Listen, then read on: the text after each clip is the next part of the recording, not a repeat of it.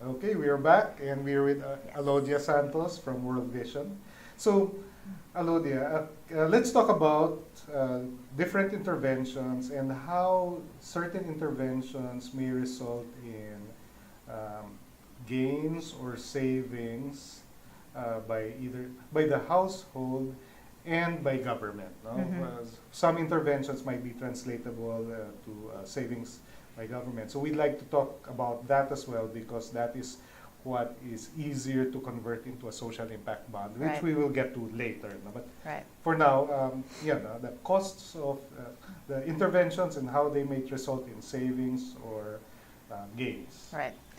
Okay. Well, as I said, we look at it in World Vision kind of three buckets. So I will go all the way back to early childhood. And in fact, that's kind of our main advocacy for people to realize that there's a saying that goes, it's better to form a child than to fix a broken adult. So if you want to think of it in stocks, if we're thinking of it in terms of savings, investing in really properly raising and rearing a child is like investing in something 20 years in stocks 20 years ago, and the gains are just much more apparent. So the evidence is clear, and there have been financial studies about it, that I suppose you want to call it return on investment with early childhood is 1:8. So for every $1, you get kind of $8 back. In early childhood, so 0 to 5. And in the 6 to 12 age range, if you invest $1, you get $3 back.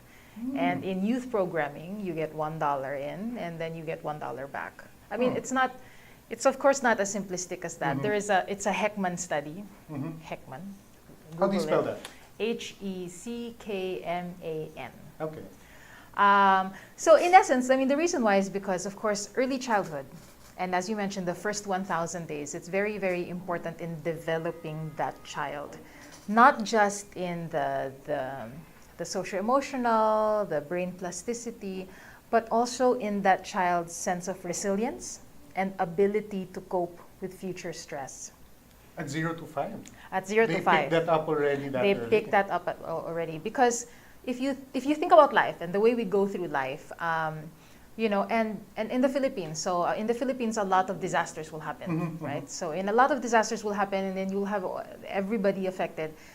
And what we saw in World Vision, or at least a colleague of mine, this was her study. She said, like, why is it that some children are more resilient in these situations and some not? When you have these situations. And, when she tried studying it further, it goes all the way back to early childhood. Because, in life, as we go, we encounter three different kinds of stress. There is the positive stress. So, normal, everyday, playing, agawan, that guy hit me, toy, blah, blah, blah. But if your support system is strong enough, it will help you deal with it well. Or if you fail on something, you fail well because you get to laugh build. it off. You get to build your resilience, and so imagine if you have a whole lifetime of that, you will not fall apart, kaagad. And then the second kind of stress is extraordinary stress. A broken family, death in a loved one, and again, the support system should be able to kind of help you out with that, but that's a different level.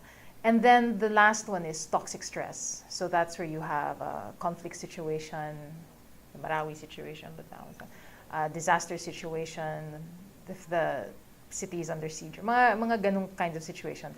And in all of these, it's very important that even as early as 0 to 5 years old, the child receives enough health and nutrition to thrive.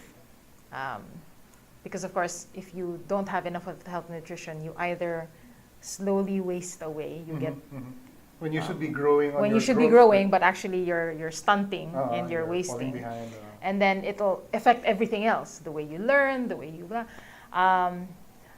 Enough health and nutrition, enough stimulation, because as we said, the 0 to 3 age range, that is when our brains are most what you call plastic. Mhm.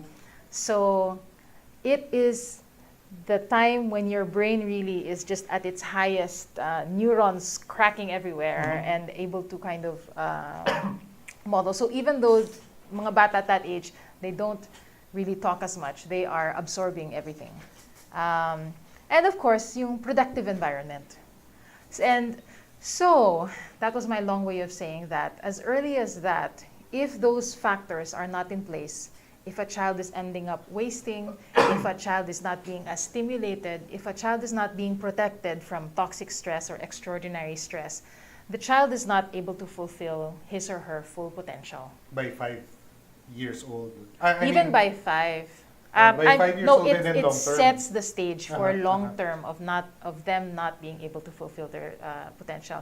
And the research has shown, we think of this as, oh, that's very extreme situation, but actually the research has shown that 1/3 of the child population in the whole world actually don't reach their full potential. Either they don't, health and nutrition wise, or not being stimulated, or not being protected, or all of the above, like compounded. Mhm. So that alone already kind of sets them up for Yeah, so for as, a really hard life, as they enter into school and become a teenager, they're already parang right. weighed down, or Yes. they're And under-equipped for those stages. yes, and there are studies that showed that because of those effects, even in early childhood, when they get older, even as young adults or youth, then they become more susceptible to risk-seeking behaviors, or even in the kind of income that they're able to get later on. Some studies would say, or have captured that those who have had a better intervention in ECD end up kind of gaining 23% higher income along the way. So that's ECD. Do you want to stop, or do you want to? Let's stop and then move on to the next stage in the next Yeah. video.